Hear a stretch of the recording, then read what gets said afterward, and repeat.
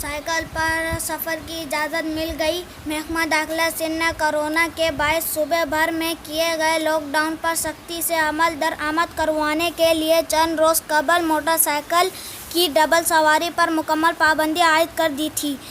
عام حالات میں خواتین، بزرگ، بچوں اور صحافیوں کو موٹر سائیکل کی ڈبل سواری پر پابندی سے استثناء حاصل ہوتا ہے، لیکن اس بار صوبائی حکومت نے خواتین سمیت تمام افراد پر موٹر سائیکل کی ڈبل سواری پر پابندی عائد کر دی تھی۔ یہ بھی پڑھیں، کراچی سمیت سندھ بھر میں موٹر سائیکل کی ڈبل سواری پر مکمل پابندی عائد۔ کراچی سمیت سندھ بھر میں پبلک ٹرانسپورٹ پر بھی پابندی عائد۔ اب اطلاعات ہیں کہ کراچی میں خواتین کو موٹر سائیکل پر سفر کی اجازت دے دی ہے، لیکن خواتین سے باہر نکلنے کا جواز پوچھ کر انہیں جانے دیا جائے گا۔